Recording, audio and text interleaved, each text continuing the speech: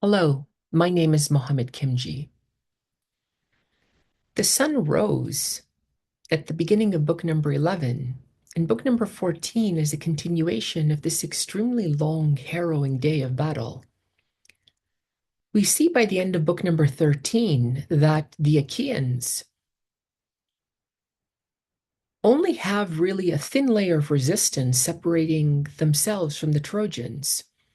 The Achaean wall has been overthrown. That happened in book number 12. The ditch has been crossed.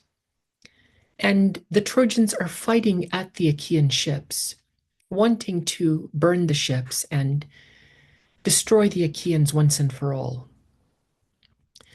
Book number 14 opens with Nestor, the elder counselor of the Achaean army, telling Machaon, whom we know was wounded in book number 11, to stay in the shelter while he goes out and he decides that he wants to go after Agamemnon.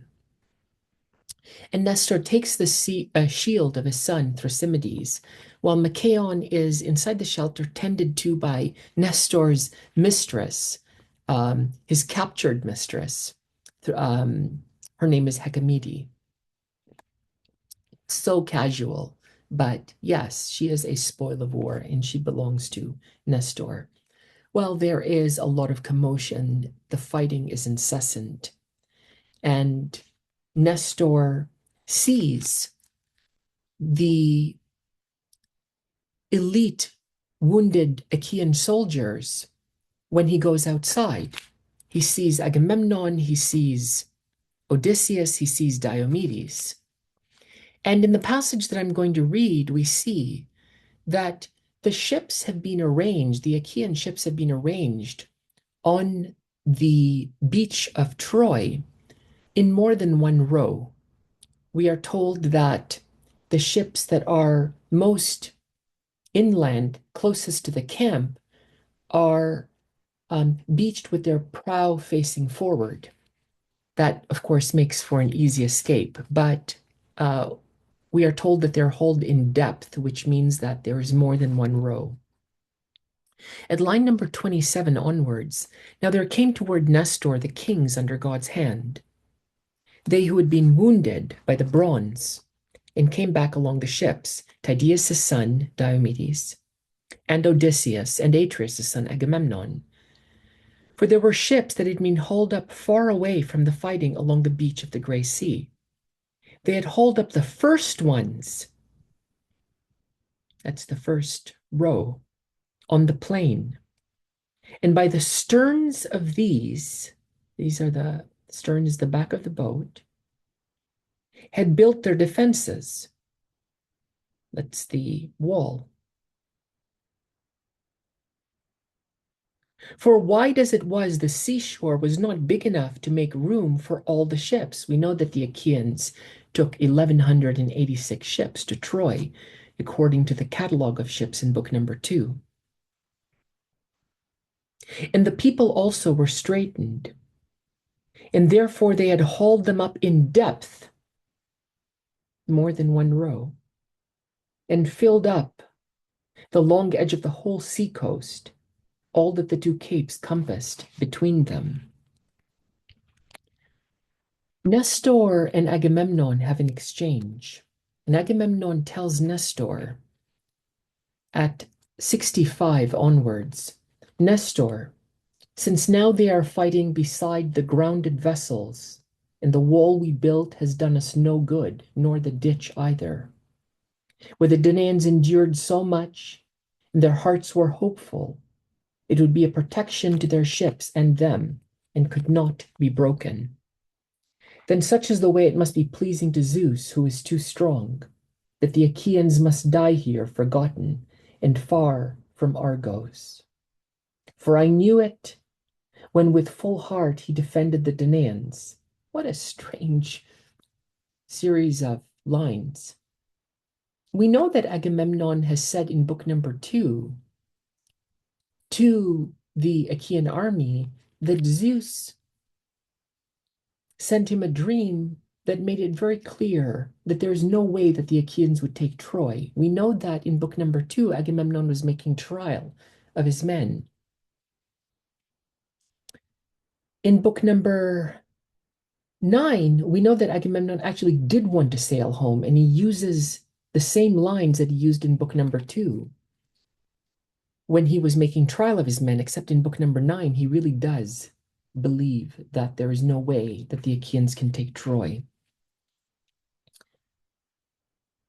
But what does Agamemnon mean when he says, "For I knew it when with full heart he defended the Danaans," defended us.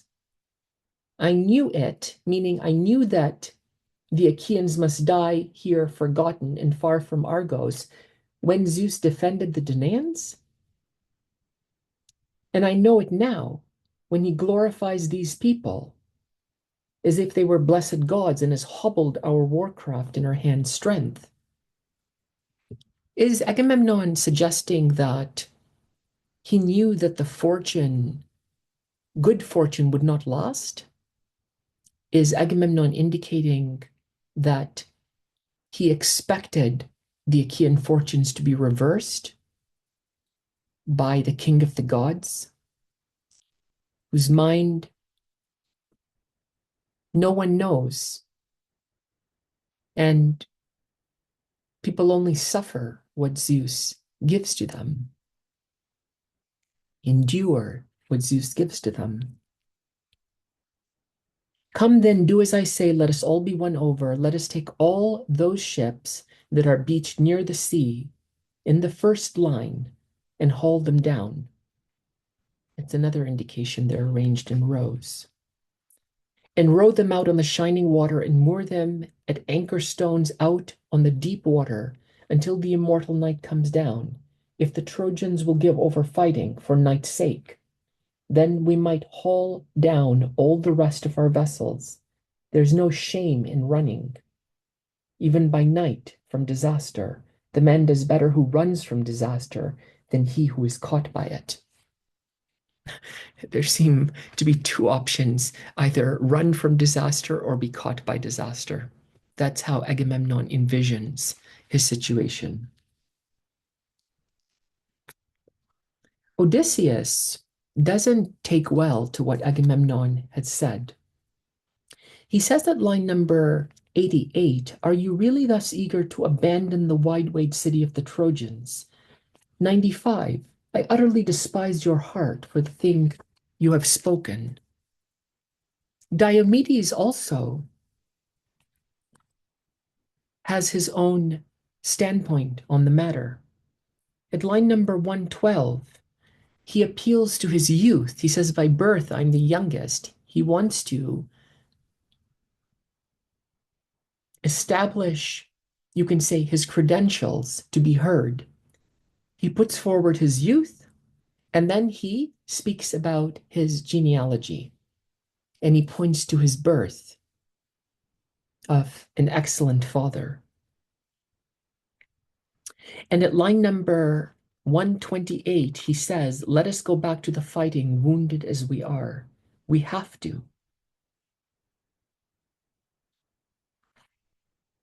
He wants to at least rally the other Achaean soldiers and drive them forward. Poseidon takes the form of an old man, and he tells Agamemnon at line number 138 onwards, "Son of Atreus, I think that now that baleful heart in the breast of Achilles must be happy as he stares at the slaughter of the Achaeans and their defeat. There's no heart in him, not even a little. Even so, may the gods strike him down. Let him go to destruction. But with you, the blessed gods are not utterly angry. There will still be a time when the lords of Troy and their counselors shall send dust wide on the plain, and you yourself shall look on them as they take flight for their city away from the ships and the shelters." So he spoke and swept on over the plain with a huge cry, like the yell 9,000 men send up, or 10,000 in battle, as they close in the hateful strife of the war god. So huge was the cry the powerful earth shaker let go from his lungs, and the heart of every Achaean implanted great strength to carry the battle on and fight without flinching. Now, again, here is another instance where you find the poet speaking about the gods, in this case Poseidon, in ways that are reflections of the human being. God takes the form of an old man, and when God speaks or shouts, the volume of his voice is 10,000 times the volume of an ordinary man. This again communicates a point that I have been making throughout the study of the Iliad, that the only way the Achaeans know how to think about the gods is in terms of what they do know: nature and how they understand human life, which is in the likeness of nature. And so you don't get qualitative differences between God and the human being, insofar as the human being can represent them. The gods are louder when they shout, they are faster when they get on their chariot and move across the sky, they are stronger, they are more beautiful. But these are all ways in which human beings in the Greek world represent the gods. When you study the ancient Greek philosophers, and also you will see when we get to moments in the Iliad, and when we study ancient Greek tragedy, that the minds of the gods are not known. They are not knowable to human beings except through the fate that human beings endure. And one can say that one was destroyed by the gods after one has been destroyed, but there's no way to prevent destruction.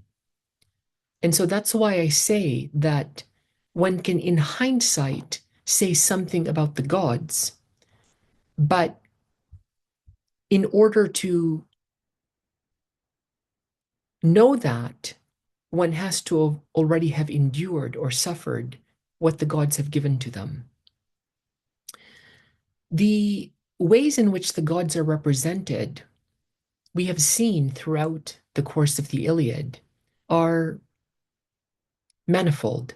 Sometimes the gods are represented as animals. Sometimes the gods are represented as human beings, or like human beings, or in the image of human beings. Sometimes the gods are represented as forces of nature. Sometimes the gods are represented as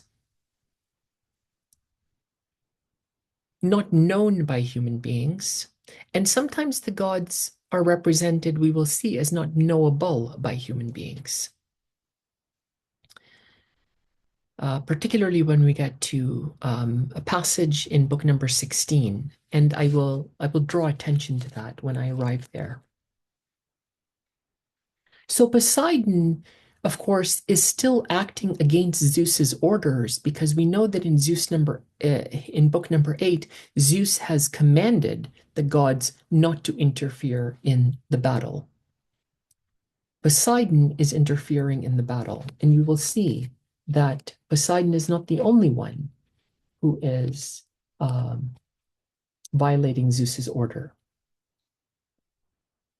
Line number 153. Now Hera, she of the golden throne standing on Olympus's horn, looked out with her eyes and saw at once how Poseidon, who was her very brother and her lord's brother, was bustling about the battle where men win glory, and her heart was happy. We know that Hera is on the side of the Achaeans.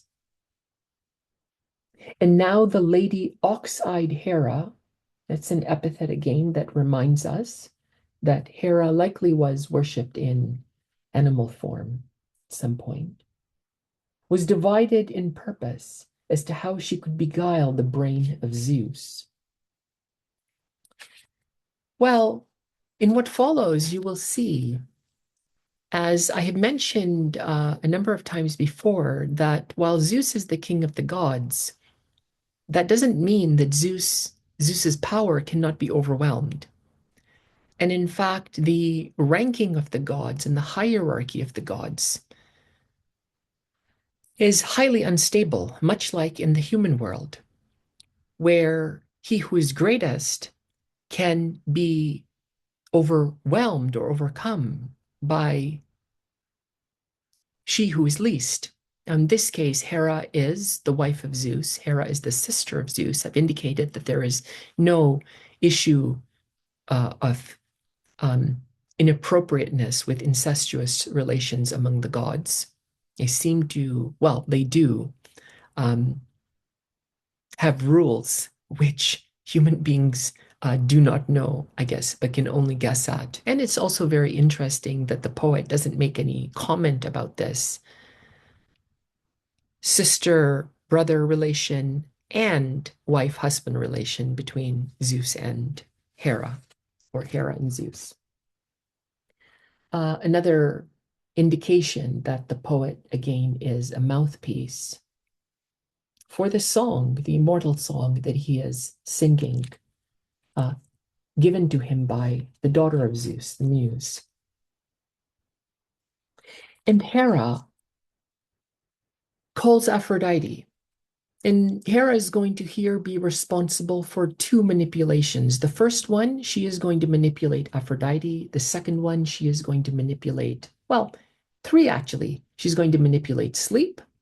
Third, she's going to manipulate Zeus. Okay, Hera is going to be responsible for all three of them in this book. First, Aphrodite. Hera tells Aphrodite at line number 198, give me loveliness and desirability, graces with which you overwhelm mortal men and all the immortals. What an interesting way of describing the goddess of love as the power that overwhelms mortals. It's quite clear in ancient Greek and ancient Roman literature that love is not a choice, that love is a power. And in the myths, the epic poetry in particular, but also some tragedies, we see that human beings are seized by the power of love and unable to resist it. So Hera tells Aphrodite to give her this power. And since I go now, I just want to mention one thing. It's not just human beings who are overwhelmed by love. Hera says, give me loveliness and desirability, graces with which you overwhelm mortal men and all the immortals. And all the immortals. And we will see in this particular episode that follows that Zeus is overwhelmed by the power that overwhelms mortals. Now, this way of representing the gods as being, in many ways, just as vulnerable as mortal human beings are, in Plato shows that the poets are ignorant of the nature of the divine. And Socrates, we will see, makes fun of the poets in different places. And for him, their poetry demonstrates that they are ignorant, that they do not know the nature of the divine. So Aphrodite, in fact, is duped by Hera. Hera tells Aphrodite that she is going to pay a visit to Okeanos, ocean, and Tethys. And she says that these two gods are fighting. They are in discord. I just want to look at the glossary here to see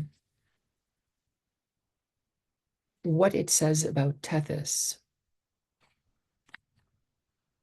wife of Okeanos. Okay, so occasionally have to refer to the glossary. I think it's really, really important that when you are a reader of an ancient Greek text or an ancient Roman text or an ancient text in general, it's best to get an edition with a glossary, a dictionary of key names and places that appear and reappear throughout the text. And Hera tells Aphrodite that she wants this power because she wants to resolve the discord between Okeanos and Tethys, since now for a long time they have stayed apart from each other. This is at 205, 206. And Aphrodite gives a zone, which is a band, to Hera. And Hera now has the power to overwhelm Zeus, which is her intention. Then Hera goes to sleep. And it's interesting, at line number 231, sleep is described as the brother of death. The ancient Greeks could not distinguish essentially between life and death in their myths. And even in their philosophy, Plato will, through the mouthpiece, Socrates, show in the Apology, well, what Socrates says in the Apology is that sleep is either a dreamless sleep or it's a relocation to another place. It's either a dreamless sleep or it's a relocation to another place. And if it's a dreamless sleep, Socrates says, there are very few days, even that a king would have, that would be better than a dreamless sleep. Another very strange comment. It doesn't sound like life is good and desired. And if death is a relocation to another place, we see that in both those cases, whether death is understood as sleep or as relocation to another place, death is understood as another variation of life or another form of life. The dead don't sleep. We know that. If you are sleeping, you are not dead. And in death, one doesn't simply go to another place. If one simply went to another place, then there wouldn't be such a thing as death. Then the whole idea of death would be referring to a change of location. But we know that death is not like sleep, and death is not like relocation. So it's interesting that Hera goes to sleep. Sleep is described as the brother of death. And she tells sleep to, at line number 236, put to sleep the shining eyes of Zeus under his brows, as soon as I have lain beside him in love. I will give you gifts, a lovely throne, imperishable forever, made of gold. And sleep doesn't accept this bribe. And so Hera ups the ante and she offers him more. She says at line number 267 onwards, I will give you one of the younger graces for you to marry, and she shall be called your lady, Pasithea, since all your days you have loved her forever. And at this point, the god Sleep accepts. It's very interesting just to read this very simple moment about the values that are at work in a text like this. Bribery is not uncommon among the gods. Manipulation is everywhere, among mortals, among the gods, and between mortals and gods. What you will not find anywhere in the Iliad is what you and I call a moral consciousness, an awareness that the human being has an obligation, a responsibility, a duty to treat every human being as he would want to be treated. You won't find any concept of mercy. You won't find any concept of forgiveness. You won't find any concept of love as moral relation. The concept of love as respect. And so maybe this is meant to be humorous in some way, but it's just a reminder of how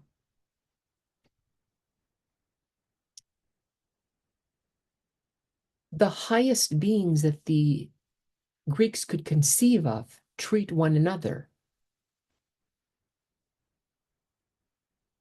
The very idea of love, it's so opposed to a notion of love as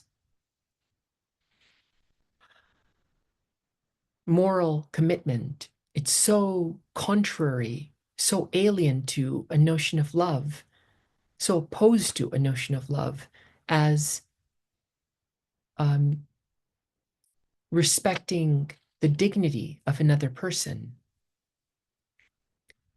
a concept of love as choice, moral choice to treat every human being as part of a common human family. Well, after Sleep accepts, Hera has only one more job to do.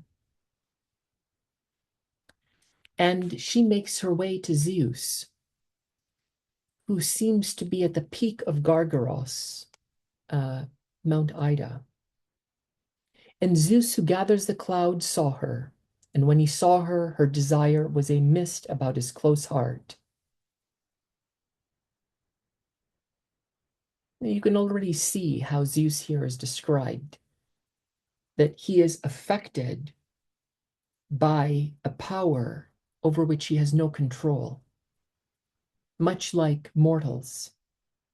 And Hera lies to him.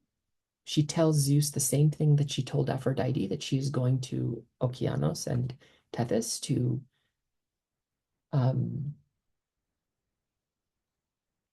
resolve their discord. And Zeus tells her at line number 313 onwards, Hera, there will be a time afterward when you can go there as well. But now let us go to bed and turn to love-making. For never before has love for any goddess or woman so melted about the heart inside of me, broken it to submission. Broken it to submission. This is the kind of language that one would use when one is domesticating a wild horse. Hector is called the breaker of horses. So Zeus himself now is being broken. He describes himself as in the condition of being broken. And in what follows, Zeus tells Hera all of the, well, many of the times where he has had a mistress and how this time with Hera is more intense than even those times. Zeus says, Never before has love for any goddess or woman so melted about the heart inside me, broken it to submission. Line 330, sorry, 317, is now. Not that time when I loved the wife of Ixion, who bore Perithous, their child, equal of the gods in counsel, nor when I loved Acrisios's daughter, sweet-stepping Danae, who bore Perseus to me, that was their child, preeminent among all men, nor when I loved the daughter of far-renowned Phoenix, Europa, who bore Minos to me, and Rhadamanthus the godlike, not when I loved Semele. This is the mother of Dionysus. Or Alcmene in Thebe. This is from Alcmene came Heracles. So Zeus is reminding Hera of all of those, well, many of those times where he has been held by the power of love to another mistress, and how she bore a child, how she bore their child. And those times even were not as intense as now. Not when I loved the queen Demeter. Demeter is actually the sister of Zeus. Now, I'm wondering if there are two Demeters here. So I'm just looking here at the glossary.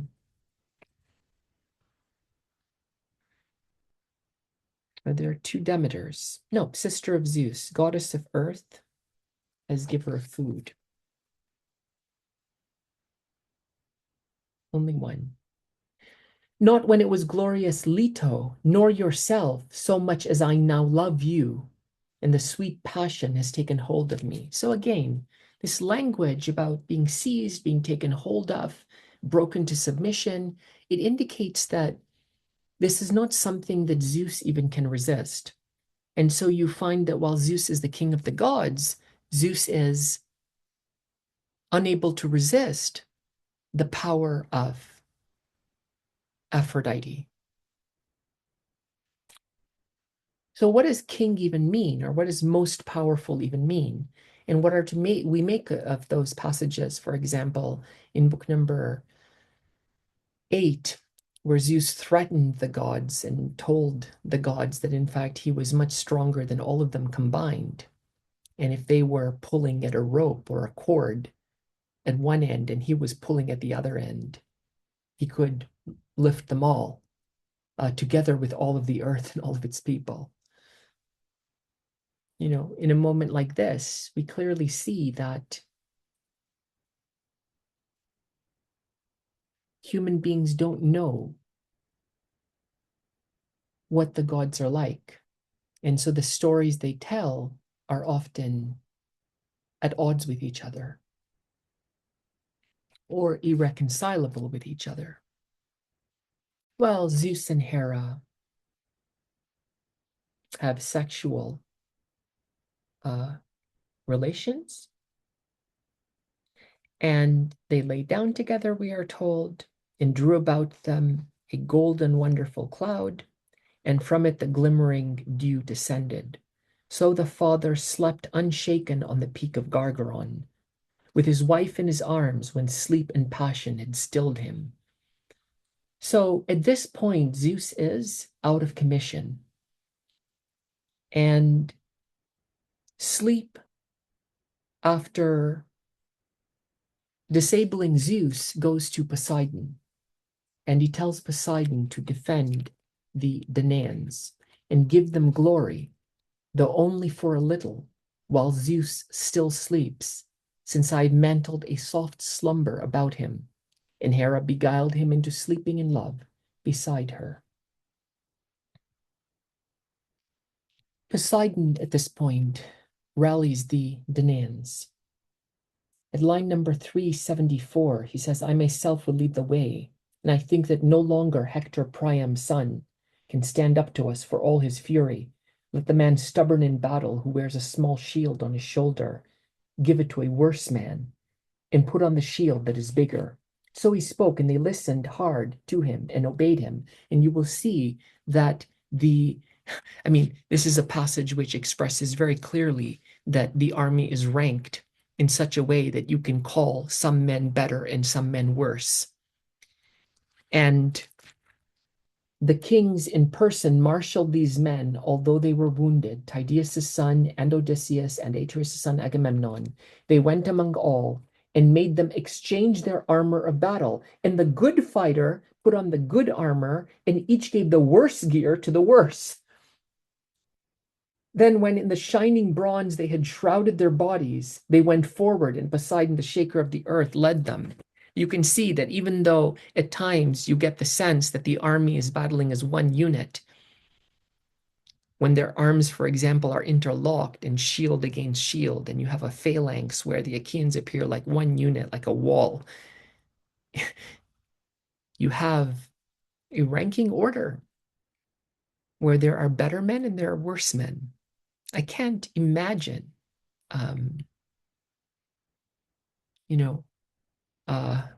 a general referring to his men in, an army today in that way. On the other side, this is at line number 388, glorious Hector ordered the Trojans, and now Poseidon of the dark hair, and glorious Hector strained to its deadliest the division of battle, the one bringing power to the Trojans, and the god to the Argives. It's very unusual. Here you have Hector actually seemingly like a god.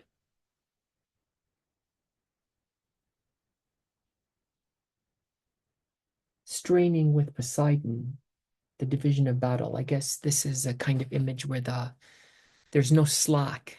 It's an image of maybe of a cord which is so tight that everything is deadlocked or even. The two sides close together with a great war cry. 394. Not such is the roaring against the dry land of the sea's surf as it rolls in front. No. Not such is the roaring against dry land of the sea's surf as it rolls in from the open water, the hard blast of the north wind. Not such is the bellowing of fire in its blazing, in the deep places of the earth, in the deep places of the hills, when it rises inflaming the forest, nor such again the crying voice of the wind, in the deep-haired oaks, when it roars highest in its fury against them, not so loud as now, the noise of Achaeans and Trojans in voice of terror, rose as they drove against one another. Number of successive similes, right? The roaring of the sea's surf,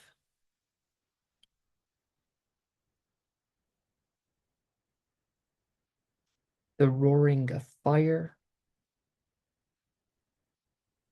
the roaring of the wind. Hector, he throws a spear at Aias.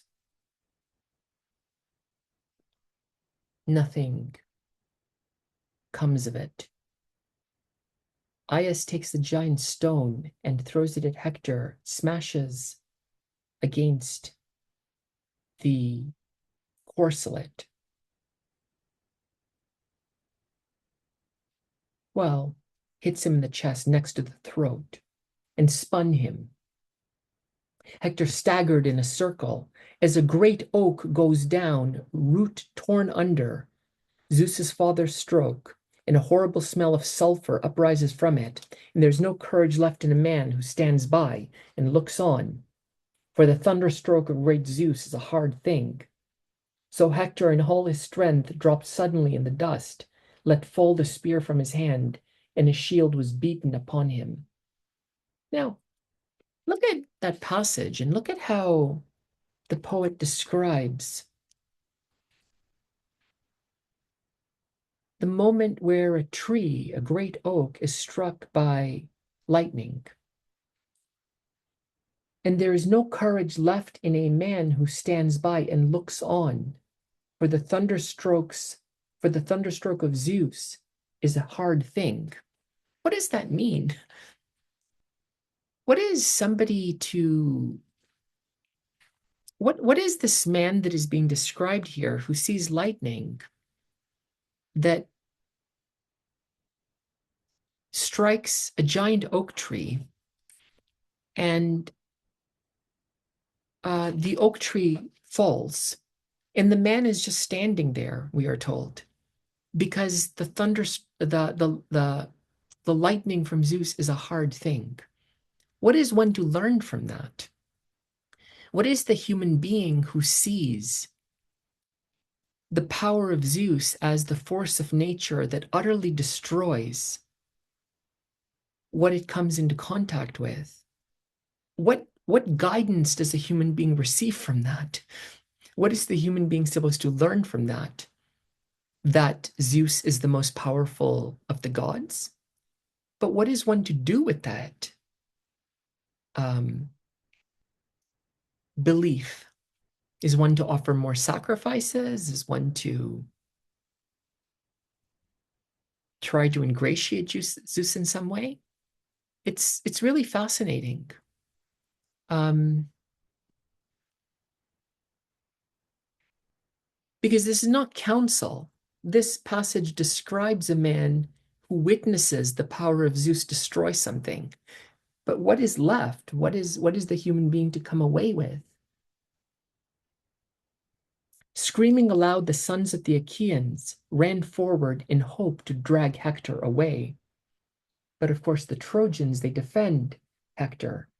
And Hector is not dead. Number of Trojans, these are the Trojans actually whom Polydamas advised lead in separate units the Trojans across the ditch, all following Hector. These people defend Hector. Aeneas, Polydamas, Agenor, Sarpedon, Glaucus. They take Hector out of the battle. And we know that Hector is in substantial pain at this point. When they came to the crossing place of the fair running river of whirling Xanthos, whose father was Zeus the immortal, they moved him from behind his horses to the ground and splashed water over him. He got his wind again, and his eyes cleared, and he got up to lean on one knee and vomit a dark clot of blood, then lay back on the ground again, while over both eyes dark night misted. His strength was still broken by the stone's stroke. But the Argives, when they saw Hector withdrawing from them, remembered once again their warcraft and turned on the Trojans.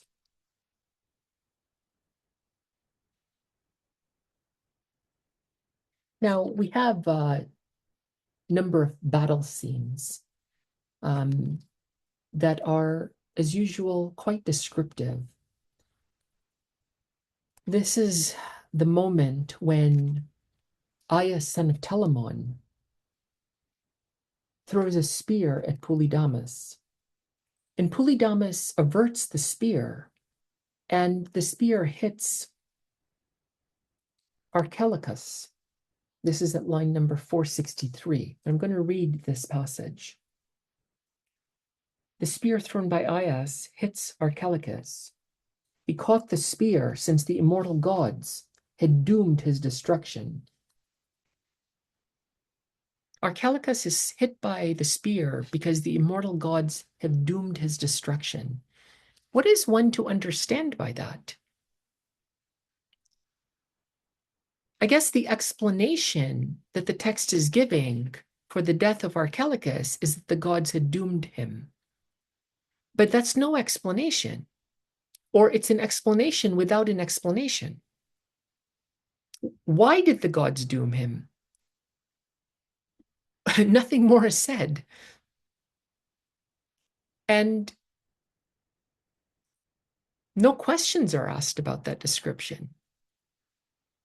What does it mean? I mean, just think today, if you were told that somebody was killed and somebody said to you that, well, the gods doomed him, or the god doomed him, or he was doomed from the beginning. What does that even mean? You would ask why? Why would you say that? Um, that cries out for further explanation. But in this text, nobody asks. It's just stunning for such a simple passage.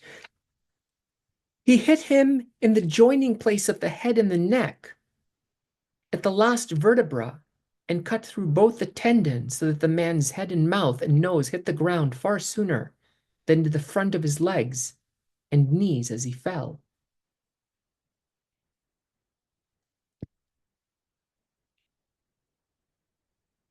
There's a second passage that I want to read. Peneleus stabbed Ilioneus. This man Peneleus caught underneath the brow, at the bases of the eye, and pushed the eyeball out. Guess he's using a sword here. Or a spear. Caught underneath the brow at the bases of the eye and pushed the eyeball out. And the spear, it's a spear, and the spear went clean through the eye socket and tendon of the neck, so that he went down backward, reaching out both hands. But Peneleus, drawing his sharp sword, hewed at the neck in the middle, and so dashed downward the head with helm upon it, while still on the point of the big spear the eyeball stuck. He lifted it high like the head of a poppy, displaying it to the Trojans, and spoke, vaunting over it. Quite typical. You recall the common elements of battle scenes, right? Very, very vivid, gruesome description of the moment of impact. This testifies to the power of the one who has inflicted this damage. And then, of course, the mockery and the vaunting after.